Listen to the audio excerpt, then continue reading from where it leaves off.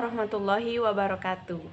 Perkenalkan, kami dari kelompok 5 yang beranggotakan saya sendiri, Nur Fadillah dengan NIM J1A119168, Runi Dwiana Umirlan dengan NIM 070, Nisfa Hastari dengan NIM 161, Mas Riana dengan NIM 273, dan Rizkita Febrini dengan NIM 301.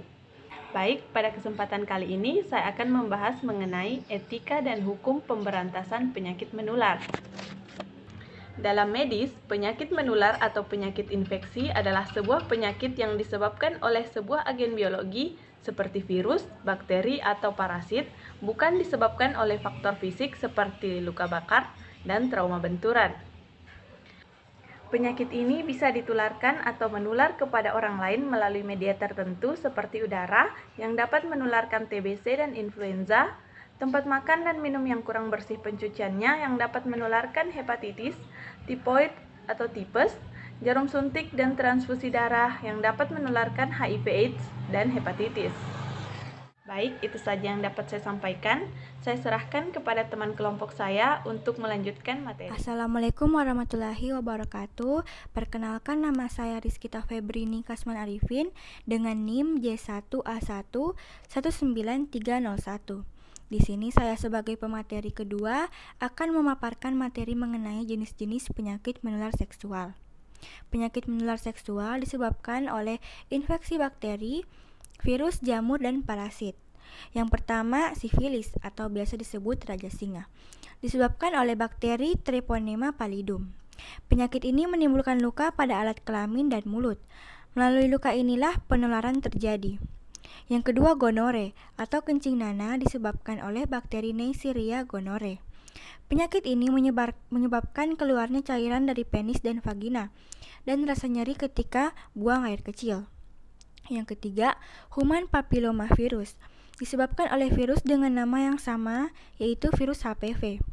Virus ini dapat menyebabkan kutil kelamin hingga kanker serviks pada perempuan. Penularan HPV terjadi melalui kontak langsung atau melakukan hubungan seksual dengan penderita. Yang keempat, infeksi HIV disebabkan oleh human immunodeficiency virus yang menyerang sistem kekebalan tubuh.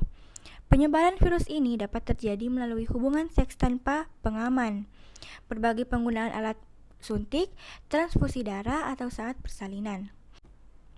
Yang kelima, chlamydia. Penyakit ini disebabkan oleh bakteri Chlamydia trachomatis. Pada wanita, chlamydia menyerang leher rahim, sedangkan pada pria menyerang saluran keluar urin di penis. Penularan dapat terjadi dari luka pada area kelamin. Yang keenam, trichomoniasis. Penyakit ini disebabkan oleh parasit Trichomona vaginalis.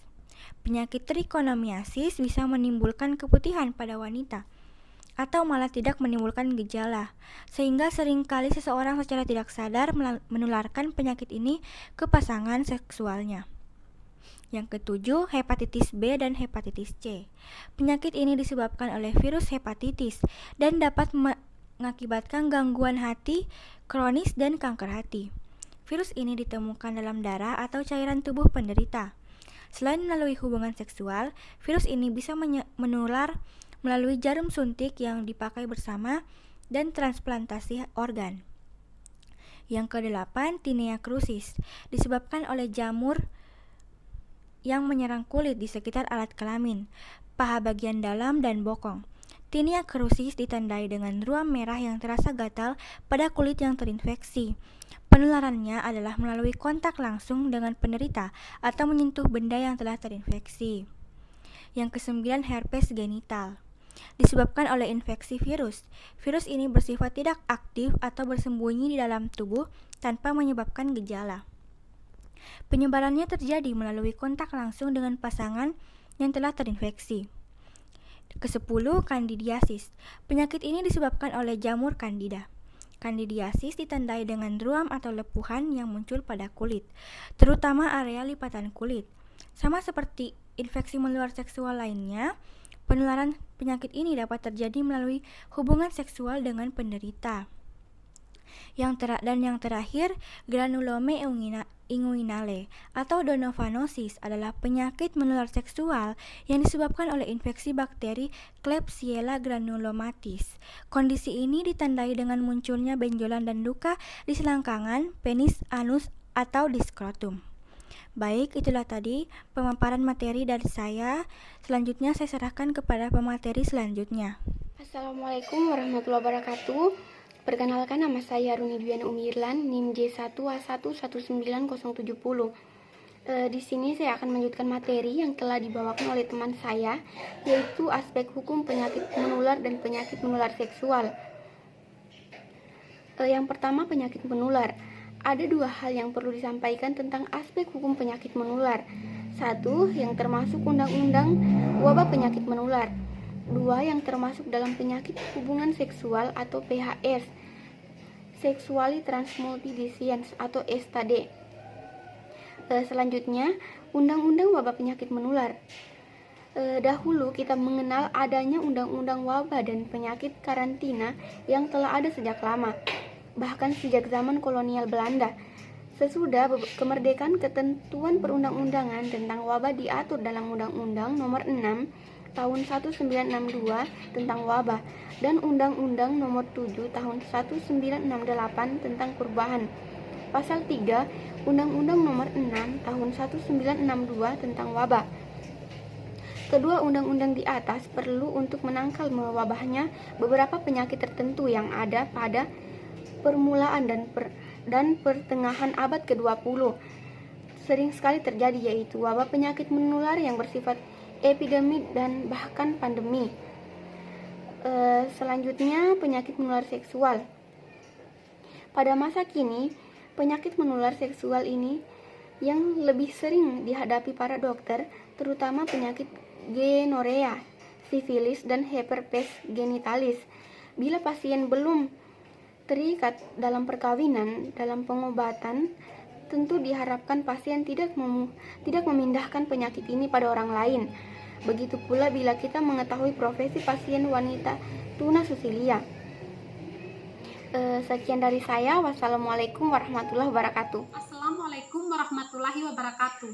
Perkenalkan, nama saya Masriana dengan NIM J1A11973 dari kelas Kesehatan Lingkungan. Baik kelas, di sini saya akan melanjutkan pemaparan materi selanjutnya. Masuk pada poin tentang pencegahan penyakit menular. Ada beberapa pencegahan penyakit menular. Pertama, 1. Pencegahan primer. Vaksinasi berperan pada tingkat pencegahan primer secara langsung dengan meningkatkan kekebalan tubuh seseorang yang tidak terinfeksi. Selain itu, menyusui bayi selama 6 bulan pertama atau ASI eksklusif dapat melindungi bayi dari kuman yang dapat mencemari botol susu, susu hewan, dan susu formula yang disiapkan dengan air yang tidak aman. Pemberian ASI dipromosikan tidak hanya untuk pemenuhan gizi, tetapi juga mengandung antibiotik. Bodi ibu dan bayi pun memiliki kekebalan tubuh yang baik. Kedua, pencegahan sekunder. Pada pencegahan sekunder bertujuan untuk mendeteksi penyakit infeksi pada tahap sedini mungkin dan mengurangi resiko infeksi penyebaran lebih lanjut dalam suatu populasi. Beberapa contoh bagaimana pencegahan sekunder dapat dipraktikkan, yaitu pertama, masyarakat diberikan edukasi tentang praktik penanganan higienis untuk mencegah merebaknya keracunan makanan, melatih masyarakat untuk mengeringkan wadah perkembangbiakan nyamuk di dekat rumah atau di daerah endemis malaria, dan mendistribusikan kelambu untuk menutupi tempat tidur di malam hari. Kedua, orang dengan tuberkulosis atau TB aktif diberikan konseling untuk menutup mulut ketika batuk, menghindari batuk dekat orang lain, terutama di ruang tertutup, dan minum obat secara teratur.